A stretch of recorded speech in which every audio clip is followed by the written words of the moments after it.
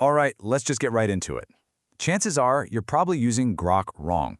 I mean, most people just leave it on the default auto mode and then kind of wonder why the answers feel a little generic or maybe even kind of slow. Well, I've spent hours testing all 5 of these modes on real-world stuff, and the results, they're pretty surprising. See, there's no single best mode, but there is a perfect mode for every single situation. So, welcome to AI Verdict, where we analyze the tools so you don't have to. Today, we're going to break down exactly when to use each of Grok 4.1's modes. So, let's be honest. When you open up Grok, do you just type your question and hit enter without ever even touching that little mode selector over on the right? If you do, hey, you're not alone. But here's the thing. It also means you're leaving a massive amount of power just sitting on the table.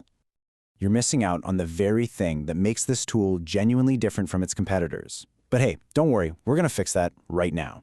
In this explainer, we're breaking down exactly when to use each one of Grok's modes to get the absolute best results you can.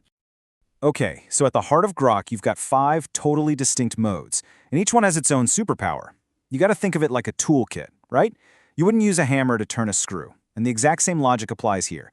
Understanding these modes is really the key to unlocking what you actually need from the AI. So first up is Auto Mode. This is Grok's Smart Autopilot. What it does is it analyzes your question and then decides for you whether you need a quick, speedy answer or a more detailed, deep explanation. So, for example, if you ask it for the capital of France, you get an answer instantly. But if you ask it to compare, say, quantum and classical computing, you'll see it automatically switch gears to give you a really comprehensive breakdown. You know, it's great for everyday use, but its choice isn't always perfect, which is exactly why manually selecting the right mode is so important. All right, let's move on to the next tool in our kit, Fast Mode. And just like that little lightning bolt icon suggests, this mode is all about one thing, and one thing only: speed. It's designed for those moments when you need an answer, and you need it like right now. So how does it pull this off?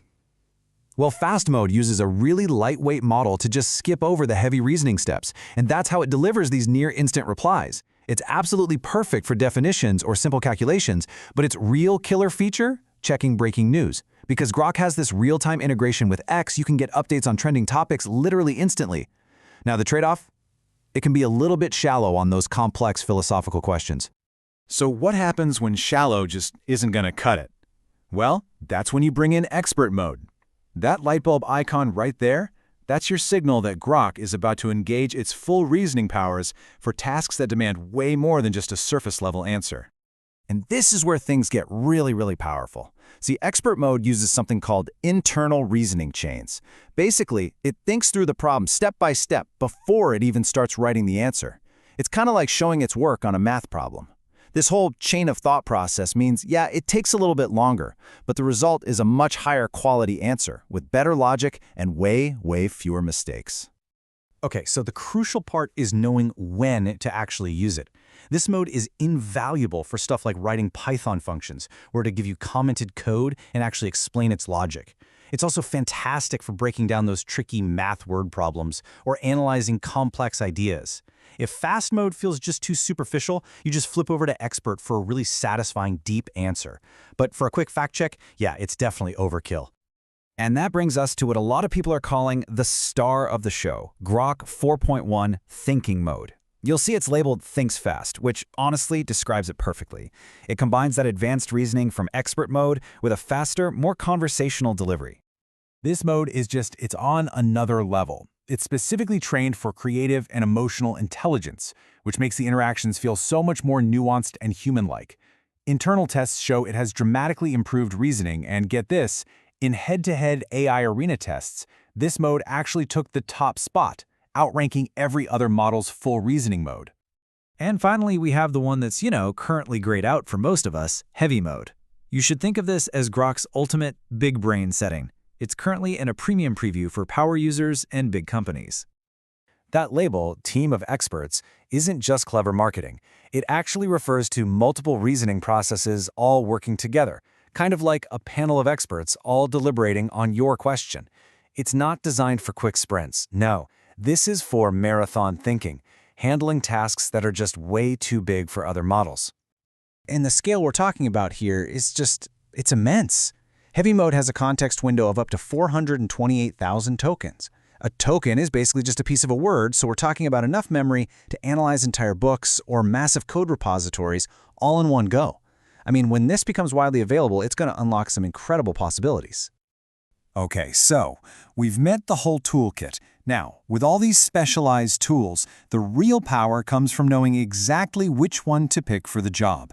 The absolute key is to match the mode to your mission. Here it is. This is your cheat sheet. If you need quick, real-time info, use fast mode, and try phrasing your questions like, as of today, to trigger its live lookups.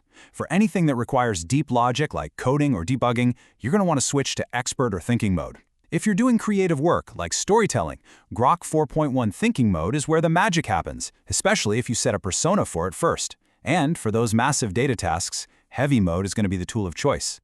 So, the big question. How does this refined toolkit stack up against the other giants in the AI space?